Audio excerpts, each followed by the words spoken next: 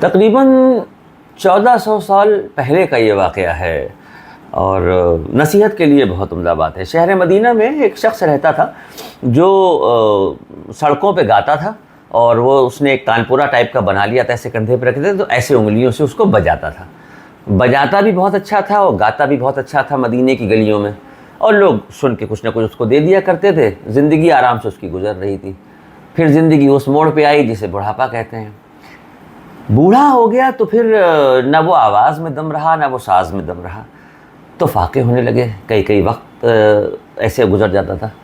بڑا پریشان ہوا کہ کیا کرے، کیسے کرے، کچھ سمجھ میں نہیں آیا۔ تو ایک دن وہ جنت البقیع جو مدینے کا قبرستان ہے، بالکل مسجد نبوی کے سامنے ہے، چند قدموں کا فاصلہ ہے۔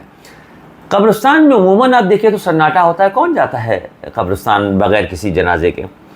وہ تنہائی میں قبرستان میں یعنی جنت البقیع قبرستان میں جا کے بیٹھا، اور اس کے بعد وہاں بیٹھ کے اس نے ایسے دیکھا، اس نے کہا کہ اے اللہ، تو نے آواز دی تھی تو میں گاتا تھا، تو نے آواز دی تھی تو میں بجاتا تھا، اور اچھی زندگی پوری گزر گئی۔ اب اس موڑ پہ آ گئے ہیں، اب کہاں جائیں، کس کے سامنے ہاتھ پھیلائیں؟ مولا کچھ تو میری بھوک کا انتظام کرتے۔ یہ باتیں وہ تنہائی میں بیٹھا ہوا اللہ سے کر رہا تھا، وہاں کوئی نہیں تھا، اللہ سے وہ یہ باتیں کر رہا تھا۔ اور سامنے ہی مسجد نبوی کے صحن میں اس وقت امیر المومنین حضرت عمر فاروق رضی اللہ عنہ تھے، وہ سو رہے تھے مسجد نبوی میں۔ اللہ رب العزت نے ان کو خواب میں یہ آواز سنائی، یہ جملے سنائے، اور یہ کہا کہ میرا ایک بندہ جنت البقیع میں ہے، جاؤ جا کے اس کی مدد کرو۔ وہ ایک دم گھبرا کے ان کی آنکھ کھلی کہ یہ کیسا خواب دیکھا، کیا دیکھا، اور عجیب سے حال میں ننگے سر اور ننگے پیر مسجد نبوی سے نکل کے دوڑے جنت البقیع کے لیے سامنے۔ جب وہ دوڑے جنت البقیع کی طرف جانے کے لیے، تو وہ جو شخص وہاں بیٹھا ہوا اللہ سے بات کر رہا تھا، اس نے دیکھا امیر المومنین آ رہے ہیں، اور وہ بھی دوڑتے ہوئے آ رہے ہیں، اور ننگے سر اور ننگے پر وہ گھبرا گیا۔ اس کو لگا آج کسی نے میری کوئی شکایت کر دی ہے، آج خیر نہیں۔ وہ بھاگا۔ وہ جیسی آگے کی طرف دوڑا تو امیر المومنین نے یہیں سے آواز دی، کہا ٹھہرو، رکو، خبردار دوڑنا نہیں، وہیں رکو۔ وہ سہم گیا، رک گیا۔ یہ حضرت عمر فاروق جب اس کے پاس پہنچے تو اس سے کہا کہ تم بھاگے کیوں؟ تو ڈر گیا۔ اس نے کہا مجھے لگا کسی نے میری کوئی شکایت کی ہے، اس لیے آپ آ رہے ہیں۔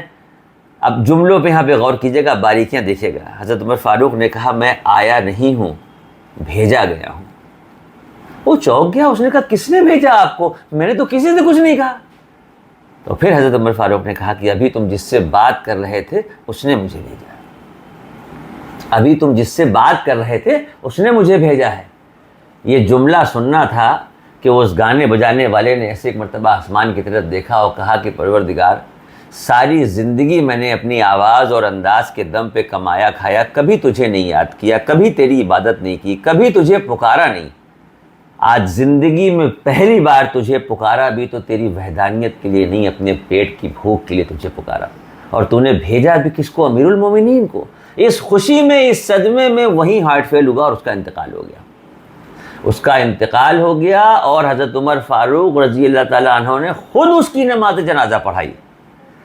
2 منٹ میں آج کی تاریخ میں ہم لوگ ایک دوسرے پہ انگلی اٹھا دیتے ہیں کہ یہ ایسا ہے، وہ ویسا ہے، اس نے یہ کیا، اس نے وہ کیا۔ کس نے کیا کیا، کون کیا ہے، یہ اللہ جانے۔